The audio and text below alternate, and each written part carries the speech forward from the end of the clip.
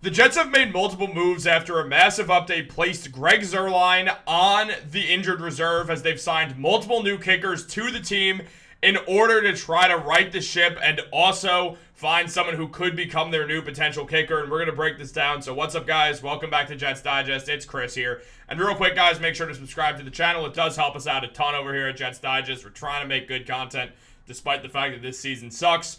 But let's jump into it, guys. As we all may have heard by now, Greg Zeurlein is on the injured reserve. And though I'm never going to wish for anyone to get injured, I'd be lying if I said I'm not thrilled that Greg Zeurlein's not going to be kicking games for the Jets anytime soon. I mean, the guy sucks. It's outright terrible. He's the worst kicker in the NFL. There's not even a debate about it. He can't kick an extra point, can't kick a field goal, can't do anything right, honestly, because Thomas Morstead's doing the punting and the kickoffs. I don't know what Greg Zeurlein adds to this team outside of despair and just making fans hate him. I don't think he does add anything else, not to be harsh. But this is the world we live in. The second you stop being able to hit kicks, people are going to get mad at you. They're going to get sick of you. And frankly, if you don't get it under control, you're going to get cut from the team because it doesn't matter how good you are as a kicker. If you're not a top 32 kicker on the planet, guess what? You're probably not going to have a job in the NFL. Now, this was broken down by Rich Cimini, who mentioned that rather than cutting Greg Zeurlein, whose slump has played a key role in the Jets' disappointing season, the New York Jets simply placed him on the injured reserve on Wednesday with an injury that wasn't disclosed until the previous day. Here's the interesting thing about that injury. It's still not fully disclosed. All we know is that his knee hurts. That is the one thing we know about this Greg Zeurlein injury. That is that he has a knee injury of some sort, and he's been put on the injured reserve because of it. Now, here's the deal, guys. I'm not trying to be harsh to Greg. I understand that I could never do what he does and that he could totally do what I do and that he has more money than I'll probably ever make in my life. I get that. So I'm not trying to trash the guy. But, oh my, is he terrible this season. Look, I'm allowed to be able to say players are playing poorly. I don't think Greg Zeurlein's a bad guy, and I'm not happy that he's playing poorly. I'm not thrilled that he's going to lose his job. But I'm kind of happy he's going to lose his job. Look, I'm being honest. I'm not trying to be a jerk about it. I'm just saying, the man is actively hurting the New York Jets season. And he's hurting the New York Jets season at an unfathomable rate. I mean, Zeurlein has gone out here and done nothing helpful for the Jets outside of just sell games completely. He's the reason they've lost a handful of games that, 3 points would have made a difference. As the Jet Press mentioned a couple days ago after the Jets, their fourth or fifth or sixth disappointing loss on the season, I'd say their fifth out of the 6 losses they have, Greg Zeurlein has just made 5 of 11 field goal attempts from 30-plus yards this season. 30 yards. 30 yards. This guy can't hit a kick. He's less than 50%. I'm sorry. That means you suck. I don't make the rules on what constitutes being bad at your job, but the problem is, if you're bad at your job, you get replaced. If I were terrible at Jets Digest, guess what? I'd probably get fired, or Matt would refuse to work with me, and either would make sense. He had the best season of any kicker in Jets history in 2023. So it's not like Greg Zeurlein sucks. He was one of the best kickers in the NFL. On the Rams, he was the best kicker in the NFL. Now he's completely cooked, as the Jet Press said. And it's pretty remarkable that the team stuck with him as long as they did. But yeah, it's safe to say he's a goner, especially with this injury and new guys coming in. And here's the deal again. I'm aware how great Greg Zeurlein was, and the Jets definitely are giving him leeway because of how great he was last season and historically outside of his time with Dallas. The problem is he's not great anymore. We know this about kickers. At the drop of a hat, they will forget how to kick, and they might never remember. What's his name? He was on the Bears. Remember when he sliced? It was in the playoffs. I want to say against Seattle, against the Seahawks. And he just slices a kick. Was it Cairo Santos? It wasn't. I don't think it was. Someone will mention it in the comments, and I'll definitely know his name. I'm completely blanking right now. Remember when that guy in the Bears or the Vikings? It was one of the Bears or the Vikings. Then maybe he played for the Bears after and sucked. He missed a key kick and literally never got back into shape after he missed that key kick and was just bad for the rest of his career. Greg Zeurlein all of a sudden just cannot kick. It's about as bad as this thing below if you look at the records that have just not been replaced. And That is at the fault of the man making this video right now. Me. I'm about as bad as that as Greg Zeurlein is at kicking a football this season.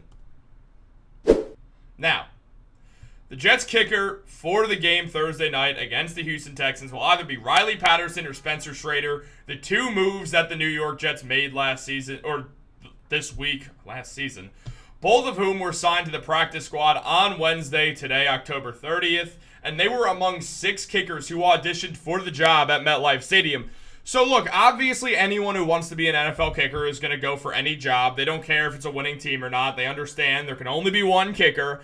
And that was highlighted by none other than the Jets head coach, I can't speak. I can't do anything right now, guys. The Jets head coach, Jeff Ulbrich, who said, "May the best man kick." Yes, may the best man kick indeed. Here's the thing. It's not Greg Zeurlein. He is not the best kicker. He's just not. It is what it is. He's just not the best kicker for the New York Jets right now. I think we all know it. I think we could all see it. He's the worst kicker in the NFL. He's costed the Jets 33 points this season.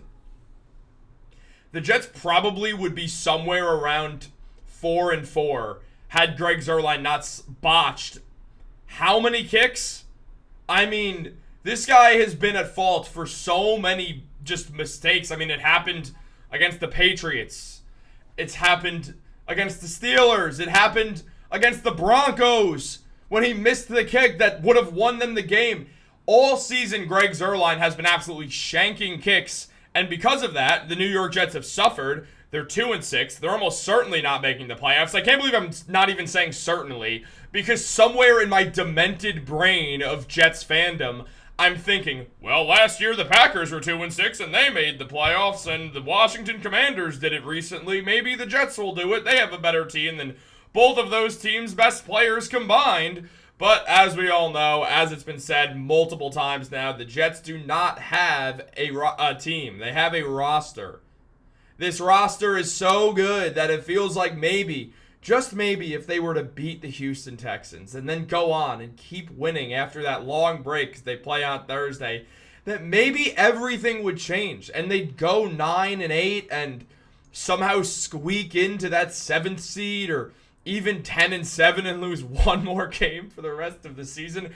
The fact that I can even partially believe this, it's a problem in itself. Like, oh my God. Dude, they'd have 4 wins if Greg Zeurlein wasn't the kicker. You replace him with any other kicker, and the Jets would be 500. It's why I genuinely believe. Like, look at the Cowboys. They picked a kicker up off the street. He's now the best kicker in the sport. Braden Aubrey, whatever his name is. Aubrey is nice. Cowboys found him out of thin air. It's definitely too late for the Jets to make some miraculous comeback. I mean, the fact is, the team was doing better with Zach Wilson at quarterback, despite the fact that Aaron Rodgers is going to go down as one of the statistical best quarterback seasons in Jets history, with over 4,000 yards and 20-something touchdowns thrown. And that's more of a testament to the fact that the Jets kicking, the Jets kicking sucks this year, but the Jets quarterback play has sucked for every year ever. So it's just become this weird situation where it's like, maybe if you get a better kicker, things will turn around because they'll be able to make kicks that'll keep the Jets in the game and stop wasted possessions when teams are then getting the ball at the 40 and, just having 60 yards to go before you're in the end zone and 30 yards to go before you're getting 3 points. Like, it's just become this unfortunate situation. And look, honestly, maybe the Jets can get a new kicker and it could weirdly turn things around. I don't know why I'm holding out hope, but I'm holding out hope, guys. Obviously, the New York Jets do play tomorrow, and Matt and I will break that down a little bit. We also have something else coming out later today. Make sure to subscribe, guys. Like this video. Turn on post notifications. Have a phenomenal day if you can. If nothing else, guys, I don't know how many of you care about this, but the New York Yankees do play tonight. They're trying to stay around. They're trying to stay alive, win Game 5, and then go back to Los Angeles to try to pull off the miracle. Subscribe to Yankees Digest. If you guys are Yankee fans, you'll see me on that channel talking about baseball. And also, if you haven't yet, subscribe to Knicks Digest. Bobblehead Jalen Brunson wants you to. You'll see me on that channel every single day. Basically, well, sometimes not weekends, but every single day you should see me active on that channel. It's a really fun time over there. Matt and I do a live stream called Knicks Digest Happy Hour with Matt and Chris. It will be live this week, but my co-host over at Knicks Digest, Dario Conch, will be hosting it, not me. You guys don't need all this. Have a great day and go Jets.